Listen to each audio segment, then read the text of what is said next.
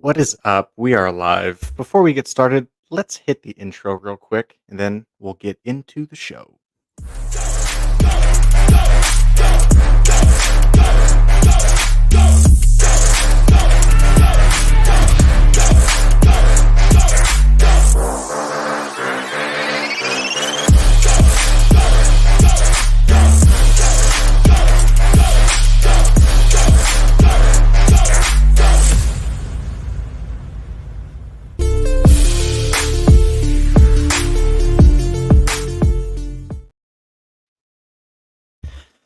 Okay, what's up, everybody? We are here for the evening hour of the Noble Comics Show. How we all doing? It is October the 22nd today, so anybody got any interesting Halloween plans going on? Anything like that? I know I am not doing anything. I don't have any kids yet, and I live in an apartment, so I'm definitely not going to be trick or treating or handing out candy or anything like that. But I do have some time this evening. My wife is out doing some sort of Halloween thing with her friends. So, as they say, when the cat's away, the mice will play. Am I right? So, thought I'd do this tonight. We've got a few things to talk about. As always, I say this is the second time I'm really doing this, but I'll say, as always, we've got our question of the day, and we've also got me figuring out how to present. This is never easy. We'll just do that. Okay, I'm trying to get this camera fixed too, so it's kind of angling weird. I wonder if I can do something here. Yeah, who knows? Maybe it's just that's a little bit better. Okay, well, question of the day: do you watch or read more comic related material? And I think this is an important question because we are in sort of a unique place when it comes to comic books right now, where comic book properties are at their all time popularity. I think that's pretty indisputable. I guess maybe not all time right now, but say the 2018 era was definitely all time. But regardless, it's comic books are incredibly popular. They're more well known and widespread than ever before, and yet comic book sales across the board seem to be suffering, right? And I think a lot of us who are comic book fans probably find ourselves watching either TV shows or movies or something like that, animated shows more than we're actually reading comics, right? Because that's just not something that a lot of people do anymore, and there's a few reasons for that that we can talk to a little bit. But to put this to a little bit more perspective, I guess to put another point on it, is that I made a video about this. Is that whenever comic book movies come out, on average, comic book sales for that character go down, not up. Unless it's a brand new character, not a reboot, not a sequel, something like that. But if it's just a standard comic book movie, it's the actual sales go down, and you'd expect it to be the exact opposite, but it's not. And I think there's a few reasons for that. One was probably that the media, right? It's not really complementing each other anymore. It's more supplementing each other. So it's like I'm either going to watch this movie or I'm going to read a comic. It's not since I watched this movie, I'm going to go read about it. And another part of that is also that I think that comic book TV shows, movies, etc are sort of becoming their own thing. It's not there's a lot less adaptations of a property, and it's more so taking the character and creating a brand new film adaptation of it, right? So it's like we're not going to do something like Sin City. Well, they'll just take Sin City and they'll just do the comic book uh on screen, right? Or like Watchmen, they tried to do the comic book on screen. A lot of the animated stuff, they'll do the same thing. Now it's taking the characters and doing original stories and stuff like that, that are sort of replacing the typical comic book sales, um, which I don't think is necessarily a good thing. So we're in this kind of weird spot where we as comic book fans obviously want comics to thrive and do well. But like I talked about last time on Wednesday, we don't want to fund and participate in a current comic book culture that is detrimental to the medium as a whole. supporting people who obviously think very little of comics and comic book fans. We definitely don't want to be supporting that. And I think we have not been. I think comics are in a pretty bad place right now for Marvel and DC. And that's due to regular people being fed up with the it's not always just bad, where it's like, let's just take all the characters and make them gay, or let's just completely throw out 60 years of history to do what I want to do. But it's all mediocre. Even the best Batman stories of the last few years, like Eisner winning Batman stories, are just kind of okay. Like they're fine. They're not above average. I don't think of any typical comic book story. They're fine, and that's kind of what's considered the holy grail nowadays, which is definitely not a good thing. So we shouldn't buy the comics, but because of that, the comics are going to die off because people are really only watching movies. And it's like, I don't know, is that a bad thing? Is that a good thing? I don't know. But even in the way that most people talk about comics nowadays, myself included, and many people online, YouTube space, whatever, talk about comics as if we're past our prime, right? It's reminiscing on the Chris Claremont X-Men run, reminiscing on Frank Miller's, anything that he's done. Stuff like that. It's looking back at saying, man, remember when all that stuff was so good? The 90s, I think it's a lot of people reminisce about the 90s comics. And that's also not very good because what does that say about today, right? If we're pretending as if today's comics don't exist, right? It's like or because they're also bad.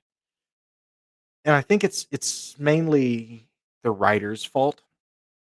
If I have to pin it on somebody, it's really the editors, but the writers as well because the art, I think we have so many talented artists nowadays, whether it's Brett Booth or it's George Jimenez or it's like Daniel Warren Johnson.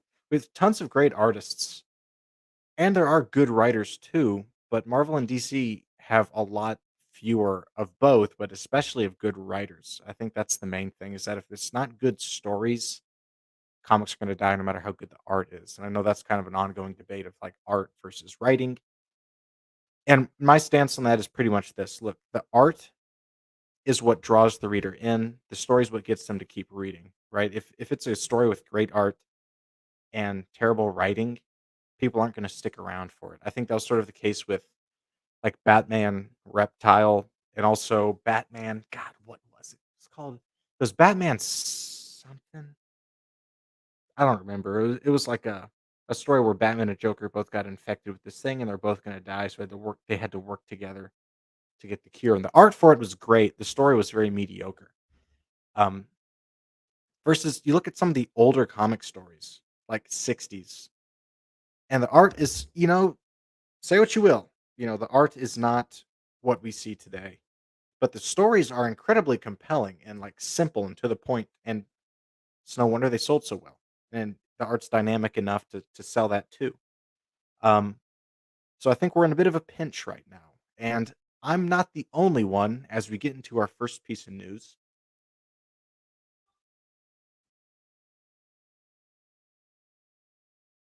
one sec.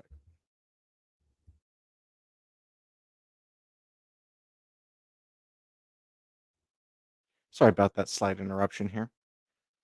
Um, and like I'm saying, I'm not the only one who thinks this, quite obviously, because we have quite a few pros who have come out and said similar things, not just from like the 2018 era where a bunch of pros came out and did the whole Comicsgate thing of the anti wokeness of comics and stuff like that, but just recently a ton of pros have come out and split off from mainstream comics. Particularly, we just had a group who split off to form their own independent comic company, Ghost Machine. And this is an interesting one because it's Ghost Machine, created by a bunch of these guys, published through Image Comics, and it's a focus on 4 universes of creator-owned comics and stuff like that. And look, the names here are pretty heavy hitters.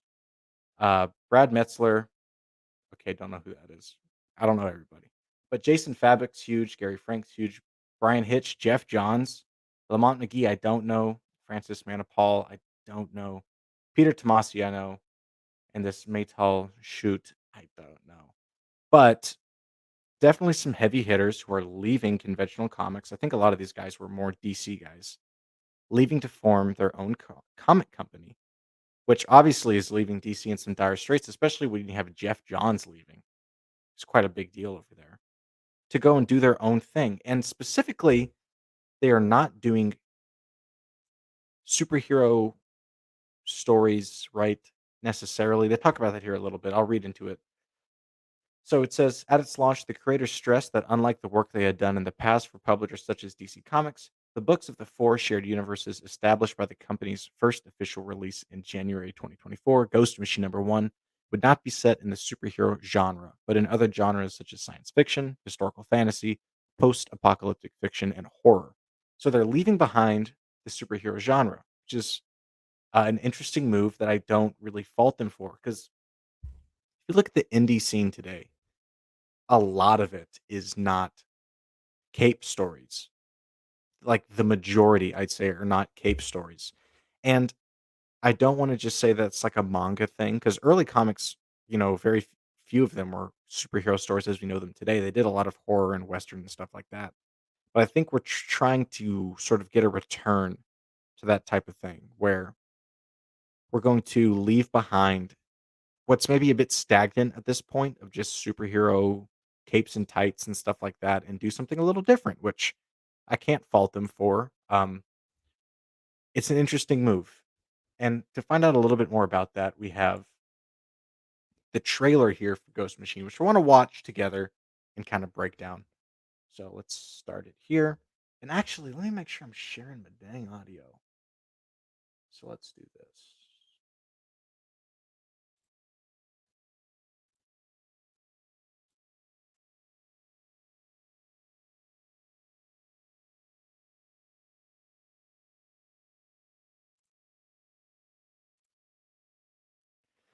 Okay, this should be sharing the audio. Let's watch together.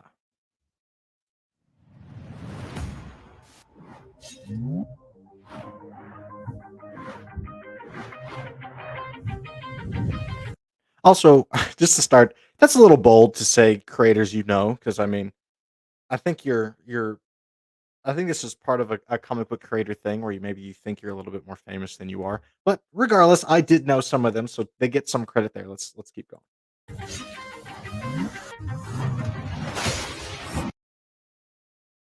Not bad, little live action trailer type thing.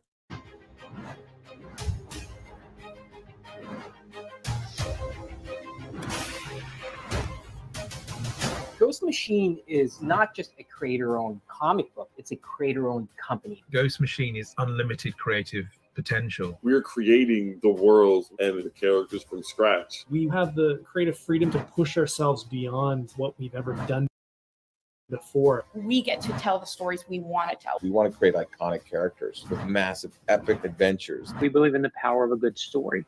But we wanted to create beyond superheroes. Yeah, that's one of the important lines there. Want to create beyond superheroes.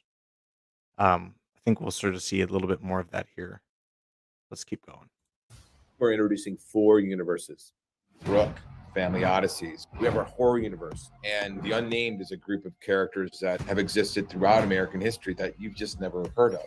The 2 books we've done so far set in this universe are Geiger and Junkyard Joe. Geiger is a man who's become a monster to protect the people he loves. So the Geiger story, that seems to want to be the one that they're promoting the most here out of all these. I mean, as you've seen so far, I think Geiger has taken up the majority. Um, it seems to be, I don't want to judge before we start reading it, obviously, but it seems to be a little bit generic. I don't know, sort of just a nuclear bomb radiation dude. I think we've seen quite a bit of that, but the art here is fantastic. I mean, obviously, huge professionalism. So I imagine it'll be good. I'll probably get it, but I imagine it'll be good, but it does not wow me necessarily. Story is his journey to trying to become a man again. Junkyard Joe is a piece of military equipment who thinks he's a person and comes home to find a welcome or a family and finds nothing. That story actually sounds really interesting. The Junkyard Joe thing, I like that a lot. I'm a sucker for like robot stories, so I really like this concept of play that back. Is his journey to trying to become a man again. Junkyard Joe is a piece of military equipment Yeah, this piece of military equipment looks like a Vietnam robot who thinks he's a man. who thinks he's a person and comes home to find a welcome or a family and finds nothing. It's actually Yeah, that's kind of tragic.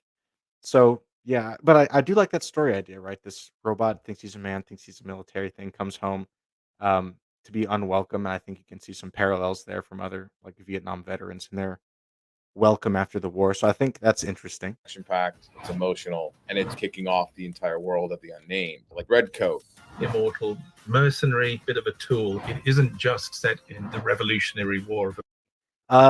This one here, I feel like this is always like an independent comic world. They always have this character, like the immortal warrior type character. My mind immediately goes to Valiant, who I think he was called what the Eternal Warrior. Um, yeah, it doesn't interest me as much. But not to say that it won't be good or anything like that. But America and Definitely not Britain. my There's cup of tea. 350 years of alternative magical American history to play with. Rook is its own book and its own universe that's separate from. I want to say with whatever this universe comes out to be, is I'm probably going to get it because Jason Fabik is like an amazing artist. But let's see what he's got laid out for us here. The unnamed. Rook wears this mask that looks like a bird head that allows him to connect with birds as a spy, as a weapon, as he's trying to escape this dying planet. Francis. That's a pretty good story pitch too.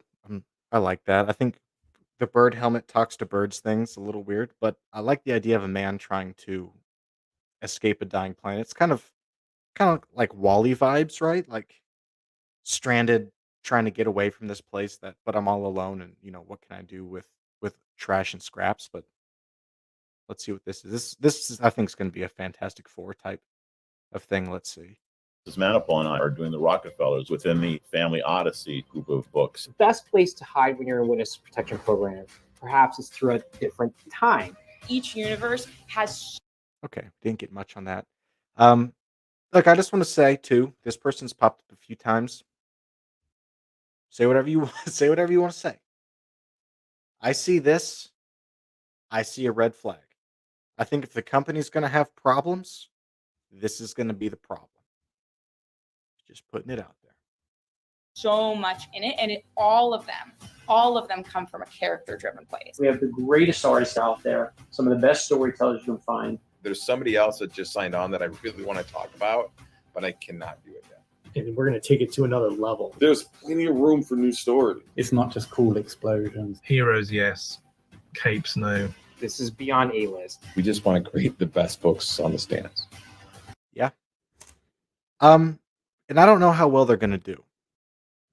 It seems like they're going to do well. I mean, that's all sounded pretty good. They've got top tier talent working on it, obviously. The stories sounded at least entertaining enough. My problem here is that what do we have? There's something I was reading here. Gosh, where was it? I'm going to have to jump around and try and find it here. This might just have to be like a trust me bro type of thing. But I had something pulled up I can't find anymore. But it was pretty much saying that a lot of these characters are meant to be sort of springboards into other media, like movies or TV shows and stuff like that. And they remarked at how many of these creators had previously worked in TV or media, different media companies and things. And if that's the case, I'm a little bit less inclined to interact with this stuff and read it. Like if that's the case, then I don't think this will be successful. Because we've seen that before from typically the newbie progressive comic book creators who want to create a property specifically just so that they can get out of comics and into movies and TV shows using comics as a springboard. I think it was Mags, who we talked about Wednesday, who did that with she had a show. What was it called? Vagrant Queen. That was like the worst reviewed show in history. Um And I feel like if they try and do that, like some of these could be end up being really good. So I don't want to say that like it's going to be bad or anything. But I think if you're creating with this idea that we're going to turn this into a multimedia IP instead of just focusing on comics, that could be bad. But I don't think this is necessarily a problem, right? I think this is sort of an inevitable. It's an inevitable end, I guess, to the American comic book industry. And we've seen stuff like this before, like with, if you remember a few years ago, a ton of big creators moved to Substack away from Marvel and DC, like James Tinian the Fourth, who is an Eisner winning writer. It had different people. I'm trying to find all the creators that were on here. Saladin Ahmed was one. He's pretty big. James Tinian. They had Jonathan Hickman, who's obviously a huge writer. So they had some pretty good people jump ship. And then, yes, Scott Snyder also jumped ship. Um, and he's just doing independent stuff now. So a lot of big creators are doing this type of thing and are having this realization. Like Ryan Otley, who you know is creator of Invincible or the artist on Invincible. Um, he had a few quotes here. He's talking to Jamie Palmiotti, who I like as well. Where Jimmy asks, "All of us that love the medium should be doing everything we can to get others into the wonderful world of comics. What are your ideas?" To which Ryan replies, "Companies need leadership that know what good is. Creators need to create good properties with long runs if they want a strong fan base. It needs the least amount of unchangeable creative teams, less focus on variant covers, more amazing cinematic feeling stories." And this is a shot too at a lot of the sort of predatory business practices that a lot of distributors are doing to comic book stores of forcing them to buy X amount of variant covers or X amount of books in order to get an exclusive variant cover to artificially inflate the sales numbers for whatever book they have. But what he's saying here is what I've been saying on this page for the last several years when it comes to comic book properties. And that's you've got to have consistent team. You've got to have a long form story with actual character changing and an actual ending. Pretty much you have to do the opposite of what's been going on since the beginning of comic books. We can't have constant resets at issue one after another, swapping hands to a different creative team like every 6 months, and every single change in character progression that a character goes through getting a reset every single time we have a new issue one. That's a huge problem because if you're a reader, what incentive do you have to read? It's just going to be changed again by the end of the year. And that's where manga, I think, really has such a strong foot in the industry is that that's how they operate. Is they have one creative team typically. They have one story that they're telling, extremely focused, and it builds on each other.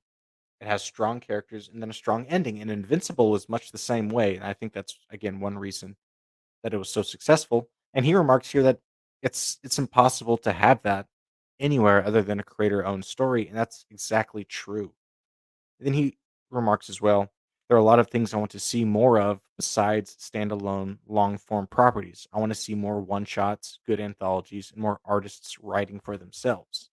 And the one shots I definitely agree with. Not to contradict what I just said, but it's also fine to have a story that just exists and then ends, right? It's one story, it's one book, it exists, then it's over. It's not going to be revived, it's not going to be rebooted or anything like that. It was just good, and now it's done. And I think a lot of the stories that I'm writing and a lot of the other independent comic book creators write are one of the two. It's either I'm just going to write one story, then I'm going to just be done with it. Narwhal, that I talked about Wednesday, does this with a lot of his books, or it's going to be kind of like the Cardinal book that I'm doing. It's going to be a longer form thing where it's going to be this one story that has an ending. Um, then he said here, more artists writing for themselves. Yes and no. I think one thing that we've seen in the indie scene is that a lot of artists are artists and not writers, and so there's been a sort of crisis of mediocrity, I think, among some of the indie books, not all of them. Um, but a lot of the first time creators or people, younger people especially, who have been drawing comics, now they want to just write their own. It's like there is some that goes into that to actually be a good writer. But I think everything that he's saying here is absolutely true, and creators should keep in mind. But he's not the only one. I have a few here. So we had him. Got a few from Patrick Zurcher, who I don't like very much, but he's got a few insightful quotes, I think, because he is a comic book professional. He says, I lost respect for superhero comics. A writer once told me he did no research, didn't read a single back issue for a title he knew nothing about. I wish he hadn't told me. It flopped, but it was so disillusioning. I knew then the characters that once interested me were dead. And this is something that I think fans have been saying now for years, especially post 2015, that there's so many writers out there and just creators in general who quite obviously have nothing but either contempt for the property or contempt for the reader, which I think is the only justification for what Pat's talking about here. Is that these creators look at these superhero projects now and don't see them as heroes and important figures in either, I'd say, American lore as well as just pop culture in general. They see them as either an avenue that I can self insert myself into a story, an avenue that I can springboard into something else, or just, I don't know, something I can put on a resume that I wrote this story for Marvel while I go do something else. Um, it's quite clear that the people who love comics are not working at the big two. They are doing independent work because why wouldn't they? Why wouldn't they do independent work selling either direct to consumer or trying to remove a step there? Um, and do focus on what they love, right? Which is making books that people are actually going to want to read. Let's see. And then this is something he said as well. He said, "My God, CG and I are coming from this from an opposite perspective. CG being Comicsgate." He says they still give an F. They still give a fuck about Batman, the X-Men, GI Joe, or whatever. They don't want something else. They just want the same stuff. They want 1990 all over again. Go away. And this is something too that's very interesting in a sort of shift that I've seen people go on here recently because he is right. The Comicsgate people, of which I consider myself a part of, for a long time have been saying like, you're destroying our characters, da da da da. We don't want your hands on X-Men or Batman or whatever. We want these good stories again. But as I've been saying, like I mentioned, as I've been saying for years now, is that I think we need to jump ship from all that and leave it behind. Um, because look, I do want good stories for these characters, but I am willing to lose them, right? And just completely abandon what's going on right now for other stuff. And I think a lot of CG has gone that direction too. Because look, if I want to read a good Batman story, there are plenty of them out there. If I want to read good X-Men, there are plenty of them out there. I don't necessarily need it today, which is why I've been saying for a long time we need to stop doing Batman books. We need to stop doing Spider-Man. We need to stop doing Daredevil, on and on and on again, because they're getting tarnished and ruined. So just get rid of them. Do a time skip. Do whatever you got to do. But like, let Bruce Wayne retire. Let all these characters be done. Finish their run. Like my recommendation has been, get some of these top tier creators back, and we do one final run for the character. Whether it takes a year, 2 years, whatever. Let's do one final Batman book, one final Daredevil, whatever, and just finish it off so that we can move on to something else that might spark some excitement again, which is desperately needed in the space today because it is essentially non-existent. But I thought that was interesting. I got one more from Patrick. He says, the greatest thing that could happen to American comics is if Marvel and DC went broke. If people who made comics had to make something else, no fallback, no cop out, no kidding themselves. You really have talented people doing something like, what if Batman was a werewolf? It's absurd. And yeah, I think he's right as well. The best thing that could happen is if these companies completely go under, it's handed off to other people, or these people actually have to try. Like they actually have to give a shit about it and actually produce something good again. Because there is so much garbage out there. Like, yeah, what if Batman was a werewolf? And what about these other 100 Batman stories? And let's do a Moon Girl Devil Dinosaur book. It's like there's so much garbage out there. It's nonsense.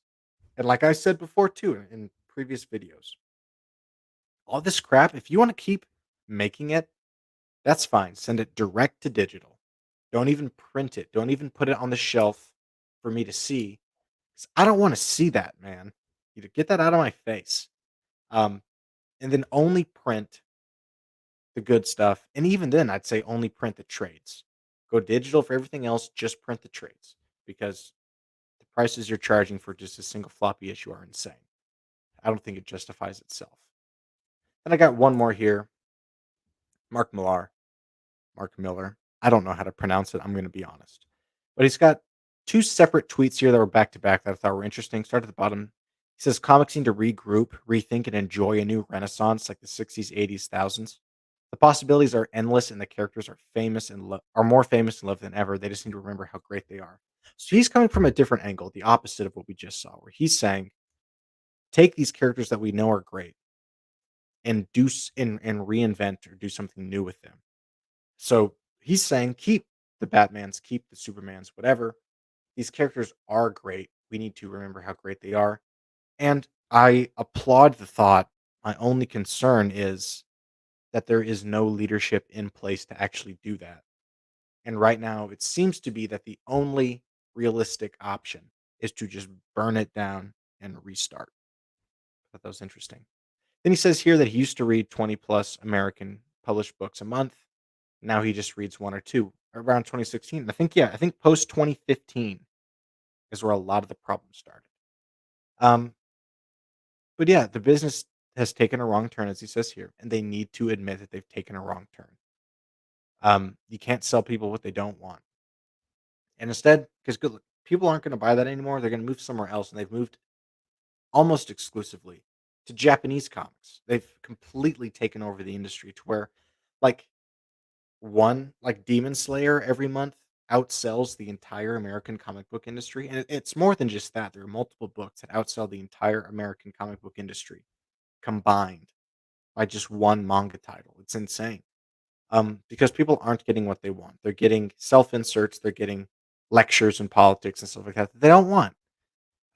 Which is a big problem, obviously. And then what he mentions here, I think we all see this because if anybody's been to a comic book store lately, it's pretty depressing. I mean, the stores that I've gone to, I've seen them change from a comic book store to like a comic and game store to like a game store that has a comic book section. And that's the direction they're all turning because people today aren't buying comics. They're more interested in tabletop games or card games or D&D or something like that or manga as well. Their comics are being shoved out. And what sucks is they put themselves there to begin with because they used to be everywhere in stores, gas stations, whatever. Then they had the great idea of, well, what if we segregate ourselves from everyone and just put ourselves in comic book stores that nobody goes to? And you have to go out of your way to buy your product at instead of just having it conveniently be there when you're shopping for everything else. Um, Obviously, big mistake. But yeah, the comic book stores are adapting because they have to. But it's sad that they have to. It's sad that the comic book industry is putting them in that position that they have to do that. So it's interesting seeing this shift. I think indie comics are going to become more popular than ever. I think it's going to give opportunities to some smaller creators to make an impact. But I think the majority of it is going to be consumed by the pros, obviously, because they're already made names for themselves. But it'll be an interesting shift to see how Marvel and DC adapt to that. Because at this point, they're pretty much dead, right? They're pretty much done for. And I think it's only going to get worse. I don't think it's going to get any better. So, moving on from that. That was the main news segment because there was a lot there. Next, I want to talk about keeping it on indie comics. I want to talk about some of my own indie comics. I want this to be sort of an update on Noble Comics because if you're just a YouTube viewer and you don't know, I do write and publish my own comics. So far, I have published one. I have a second one that is currently being printed. and I have more that I've written and want to continue to publish. So, just to kind of show it off again as a recap, I wanted to make like a trailer, like a Noble Comics trailer to get people interested, but it's being harder than I thought it would. Um, but let me just show off some stuff that I already have ready here.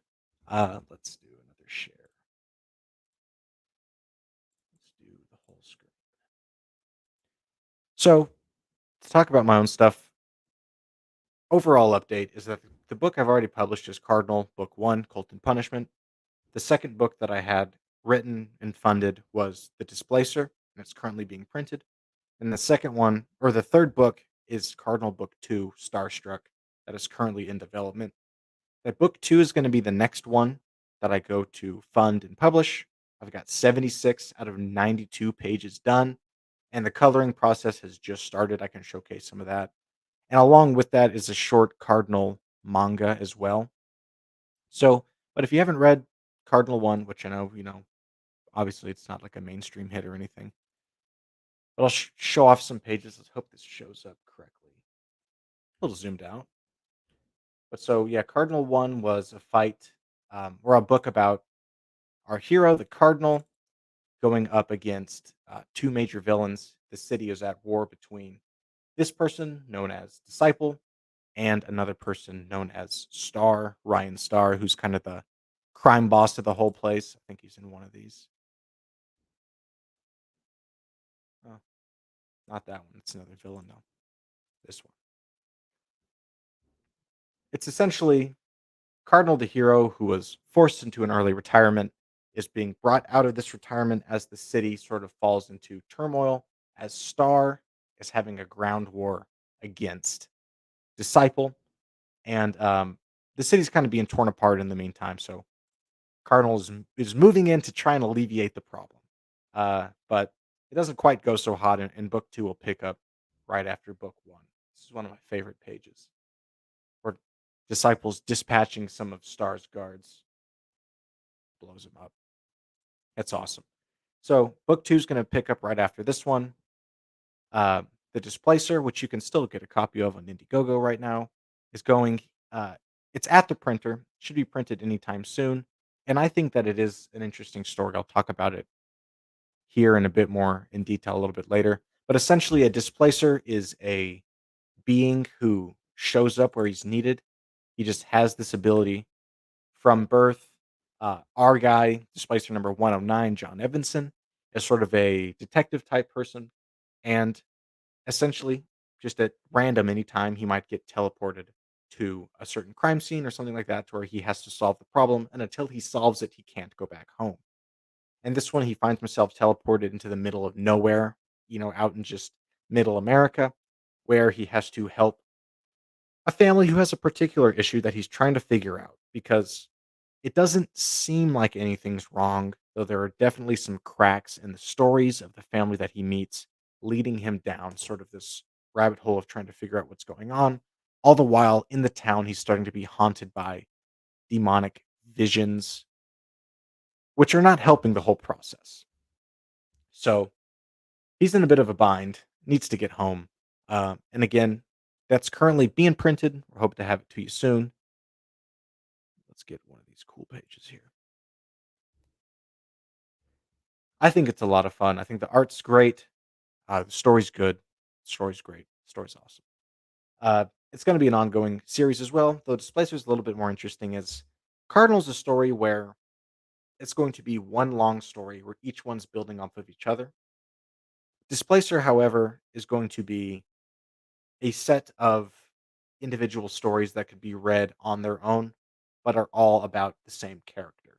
So each story is kind of self contained, though each may add a little bit of more context to the world.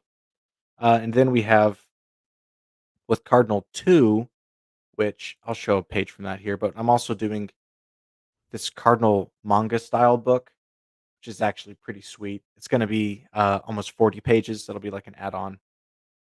And then let's go into actually some Cardinal 2 pages. Is that showing up? Yeah.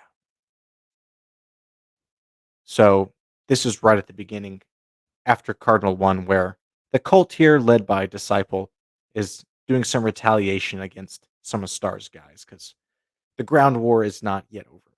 So, pretty good. As you can see, I got a different colorist for this one. I think it works better than the just black, white, and red that I did before. While I don't mind it, I think that whenever it's printed on paper, the it's not quite monochromatic, but whenever it's those colors tend to blend and can be harder to see what's going on versus something with a bit more color in it. So that's kind of why I'm leaning towards this different artist that I think, or the different colorist that I think looks very good. So that's kind of a brief update on what I have going on. Again, Cardinal 1 no longer available for purchase, but it will be. So I have some extra issues that I'll sell with Cardinal 2, which should be coming out next year. Hopefully, Displacer 2 is going to come out next year also, that it may be later, maybe wrapped into the beginning of the next one. Cardinal 2, almost completely drawn, just starting to get colored and lettered. And then the printing on Displacer 1 any day now. And then that Cardinal manga is about a third done out of almost 40 pages. So it's on pretty good pace. And to talk a little bit, because we've been talking about independent comics for a while now and the different avenues that you can take of why are these stories important, in particular to talk about my own for a little bit, of why do I think the stories are important, hit the mic, important or special. And I think Cardinal does a good job of sort of bridging the gap between the two thoughts that we saw before of some people saying abandon capes altogether, do something brand new, and then them saying, the other party saying, there's so many good stories that can be told because the characters are great. And with Cardinal, it is a superhero story, obviously. He's got the cape going on. He's actually got a really awesome cape because it's scaled, which I think looks awesome. So it is a superhero story, but it's not being bogged down by an entire universe like the entire Marvel or DC universe, and it's not doesn't have 60 years of history to catch up on. It's brand new. But it is sort of a human story, I think, and I think it is still a lot of fun. While it is like the old superhero brought out of retirement type of thing, it's not just like the edgy, gritty, subverting like superheroes are actually bad and actually failures type of thing. I think it actually is good. There is a hint of that, obviously, with any time a hero fails to do his duty, there is that sort of realization that our heroes aren't perfect. And I think that's certainly true with Cardinal, is that he's not perfect, but he is a guy who doesn't give up, right? He hits hard, he's pissed off, and he doesn't give up. That's kind of his thing. And so the story is, I think, trying to undo sort of that notion that we have ever since really Frank Miller's Dark Knight of like, whoa, what if heroes are actually the bad guys? Or what if heroes are actually not that good? And what if heroes actually failed us?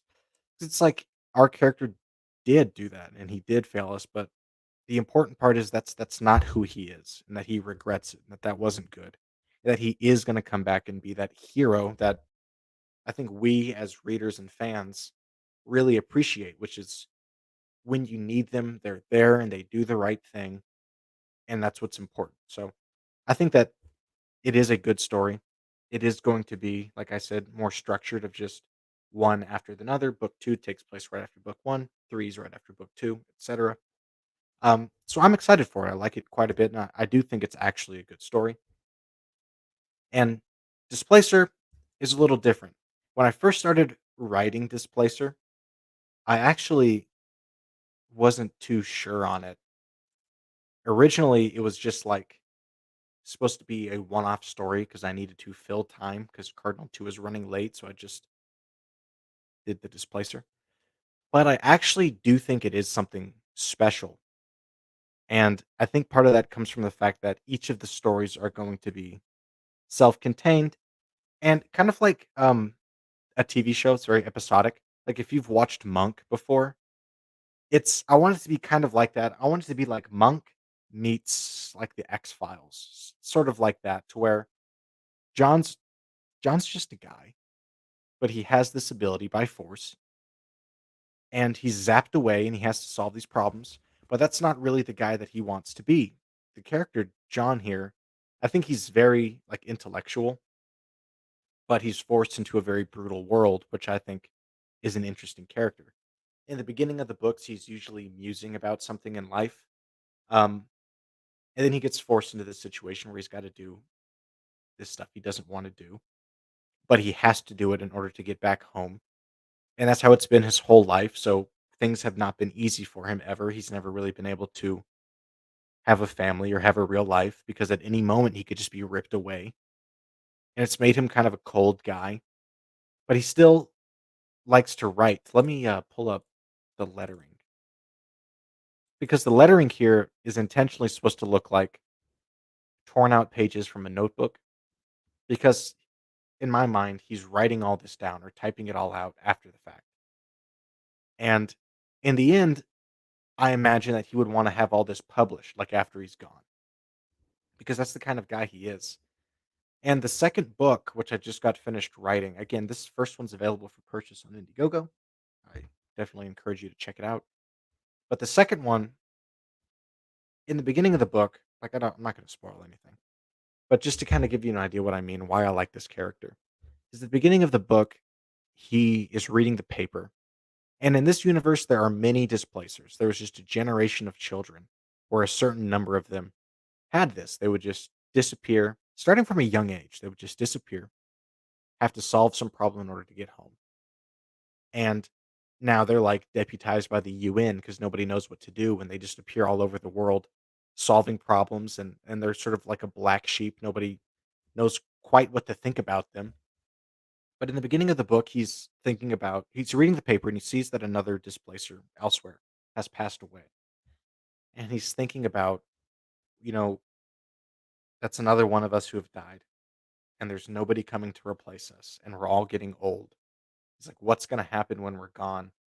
And more importantly to him is it's like, what are people going to say about us once we die? And what are people going to say about me when I'm gone? And that's sort of weighing on his mind. And he gets in the shower as he's thinking about it. And when he's in the shower, he gets poofed, as I call it. He gets displaced and sent across the world to do his thing. So now he's, naked across the world, needing to solve this problem. But so I think it's a good combination of being kind of wacky and fun. Each one is sort of thematic and different, which I think's good. But it's also got some actual meat there that I think's quite good. Um, let's see what I have here. Then I've got other stuff in development, some other stuff that I realized I really need like a good partnership with some people because look, trying to fund all these books at once, it's not cheap, right? If just like hiring an artist to do something, it's not cheap. Um, what I ideally need is I need like an actual partner to do some of these stories. I have this one story that I have a lot written right now. It's called it's called right now Of Death and Dynasty. It's a more brutal sort of Conan inspired book and it's really good. Not to toot my own horn, it's really awesome. Um like brutal, awesome, totally like action to the max. It's super super cool. And I think the story is very like it gets you. I think it's good. Um but it's like I don't even know who I would approach to work with. I don't know how I would get that done. Each one of my chapters for this book are about 50 pages, which is shorter than what I typically want to crowdfund. So I don't even know how I would publish it if I should just do like a web comic and then bundle like 6 of them together into one book or something like that. But it's like more than this, it's like I need someone who I can work with to do all this stuff, to ideally take some of the burden of the payment off and just be like, let's work together to create it, right? The writing and the art, and then let's fund it and then like split the profits would be what I want to do. I don't know if anybody else would want to do that. One, because the profits probably aren't going to be that high from any of my books right now. So it's not like they'd be getting that much money. And two, it's like, I think it kind of ties back to I'm just kind of a no name at the moment, but I think that would be I think that would be a game changer. If I had somebody out there that I could team up with on one of these books to just be able to consistently create it, knock it out, and not have to be burdened by worrying about paying for it and everything like that. Which I know is like, oh, wouldn't that be great if you just didn't have to pay for anything? But what I mean is, instead of just a transaction of you write it, I keep it, of like let's create it together, we both keep it and split whatever comes out of it. Be awesome. So, if you know any writers out there who do some, or artists out there who do Conan style stuff, let me know. See here, we have a comment. Lakewater Production says, "I feel it, man. I've been trying to get into comic writing, and it's hard finding a partner." That is so true. It's hard finding anybody who wants to take a leap, and because it for if you're an artist, there's almost no reason why you would. And that's kind of the hard part is, look, as a writer, you have all these ideas, you can't put them on paper. Because you need an artist to do it to be successful. But you have to actually have the funding of a successful book to pay for the artist to do it in the first place. And if you're a first time creator and you don't have a network and you don't have a platform, then it's almost a certainty that your book is not going to do well. Like when I did Cardinal One in 2021, I think I made like $1,400, and the book cost me over 10,000. So it's like I certainly didn't make any money. Displacer two or Displacer one, I made over $1,000, and that book cost me I think around 4 grand. And then Cardinal Two is going to be expensive as well, and I doubt I'm going to make money on it either because it is like a slow climb up to the top. Um, and having a dedicated team would really help with that. But it's tough. I think if you're an artist, you definitely have the advantage right now of just being able to write and create your own stuff without having to pay for yourself, except for your time. Um, that's you're in such an advantageous position to where if you're not creating your own comics, you gotta be. So yeah, it's not easy out there, but eventually we'll get there, right? Hopefully, eventually. Um, I hope my comics can make it one day. That's definitely the plan. Let's see. What do we got next? Oh, it's time, folks. It's time. I think I'm done talking about my comics, but it's time for the versus battle randomizer. That's what we're here for. So we covered the new comic book company that those pros have created. We covered the update on Noble Comics and my books. That's all I had to talk about. It took up most of our time here. So let's jump into what we've all been waiting for, the versus battle randomizer. So this is something I've created here in Google Sheets. I've got a list here of 529 characters. I've got 2 random ones that will be pulled, and I added in this new field here where it'll pull out sort of a random modifier. There's only a handful. But let's see what we got. Kang versus Night Owl, 50 minutes of prep. I think Kang just wins that one. Maybe that's not such a good one. Solid Snake versus Space Ghost. I think Space Ghost wins that. Let's get a good one. Ultra Instinct Shaggy. Ooh.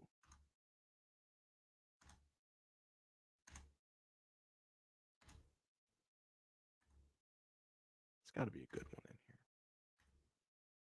Garfield the Cat versus Shinichi from Parasite. Good one. Kuma versus the Iron Punisher. Firestorm Wolverine. Reaper versus Beast. Shinichi again? Dang. A lot of these seem to be quite one-sided.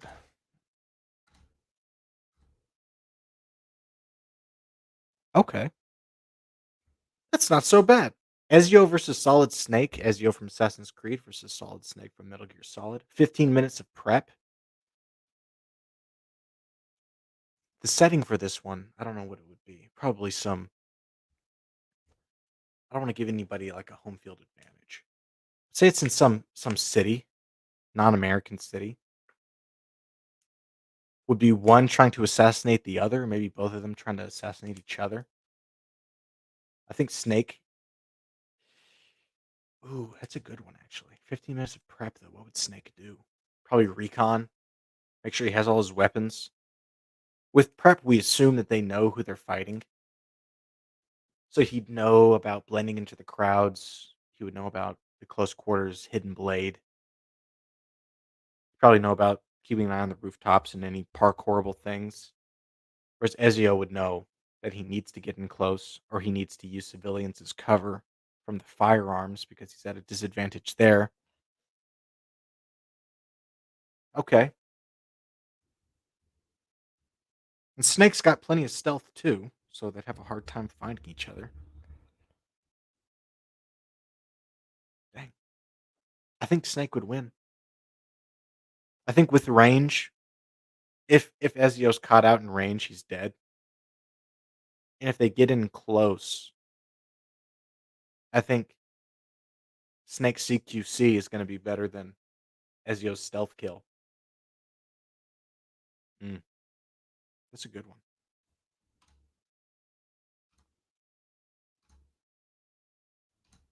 Just looking at some other ones, see if there's any good ones here. Pickle Rick versus Bucky, Captain America.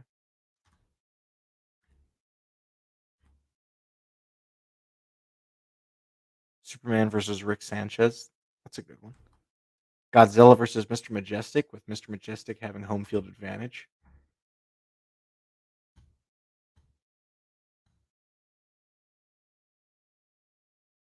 Firestorm versus Firefly. I like that. Magog versus the Iron Giant.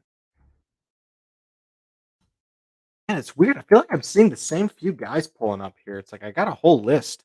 Or are they just pulling up a handful? I don't know. But yeah, that's the randomizer. I think that's pretty fun. Now let's look at a project highlight that I like to do at the end here. I like to highlight some indie comic project that I think looks cool. Kind of give it a shout out to anybody who's watching to maybe check out. Last time I did a Hotel Story by Narwhal. This time, let's look at Kitaru Witch Hunter by Von Klaus, the Vonster. So this one is a little interesting as the book is not yet live. It'll be live on the 25th, but right now you can sign up. You get an exclusive trading card with your purchase if you sign up. So you can enter in your email here. It'll notify you when the campaign goes live. And you can check it out there. And I think we've got a cool trailer. Let's check it out.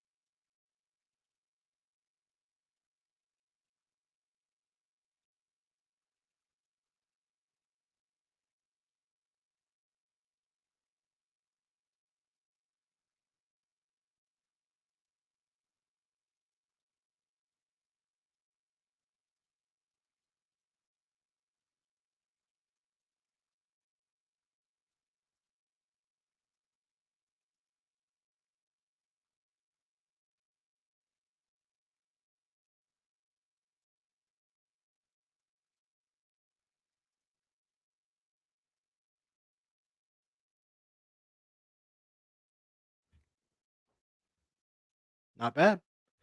I think it looks pretty cool. So you can get that, like I said here. Looks like that was on his actual website, Fund My Comic, which is a new comic funding website, and then here on Indiegogo, which is my preferred place to go. So yeah, that looks pretty cool. Von Klaus puts out pretty good stuff. He did the Terror in the Trenches, based on the old what's it called, like copyright free character, the Terror or Black Terror, one or the other. Um, and that was pretty cool. I just got it here a few days ago, and I liked it. So I'm sure this will be good. Also, looks pretty awesome. And that'll about wrap it up for today. Definitely go sign up for that. And again, if you want to check out the Displacer, also my book on Indiegogo, you can check that out too. And now last time I asked, how do I use my 10 scale rating thing that I have here? Because I said that I have all these ratings and I can pull them out, right? A 1 to 10 rating of different stuff. Like, And I got to tell you, it was perfect. Perfect. Everything, down to the last minute details. or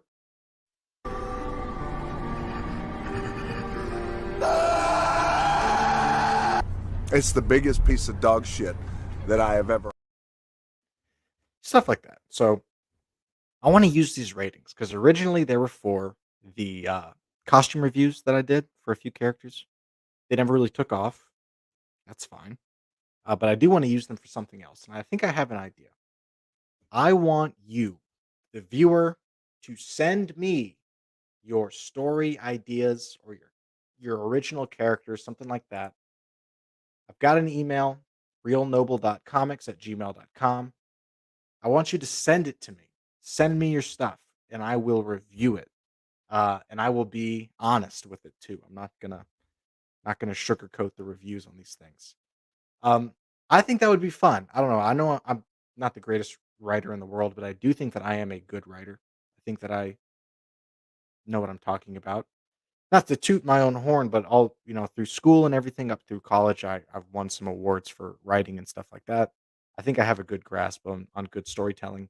So pitch me your story, give me an outline of it, or a character or something like that, uh, original character, and I want to do a review, maybe at the end of the show like this, and give it a rating using the 1 to 10 system. And I should have a picture on here of what the 1 to 10 system is.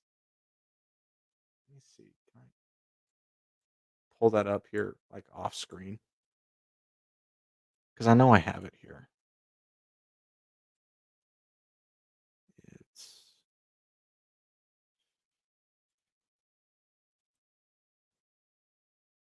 yeah. Yeah, this is what it is. So we got perfect, amazing, great, good, fine, meh, not good, bad, terrible, and worst ever. So one of your story or your character can be one of these. Hopefully up here near the top, maybe down here near the bottom. Who knows? But yeah, send it over. I'd love to look at it. Hit me up at the email. Other than that, that's going to be the show, folks. I think we had a lot of fun. I think this one went better than the one on Wednesday. Um, I think I was a little more focused and prepared. I had more notes. You see me looking over here like the entire time because I have all my notes on my other monitor. I took some more detailed notes about what I wanted to talk about in particular. But I thought it was a good show. Thank you all for watching, those who are here. I certainly appreciate you guys being here. Um, Send me your stuff yet again. Check out the Indiegogos, and I will see you in the next one. Um, do I have the video coming out tomorrow? Did I have a video come out today? I don't remember. I've probably got a video coming out soon. I'm planning to do these live streams weekly. I had 2 of them this week, but maybe once a week on Wednesday or something like that. But just keep me in mind when you're on YouTube looking at different stuff. I'll see you in the next one. Take care.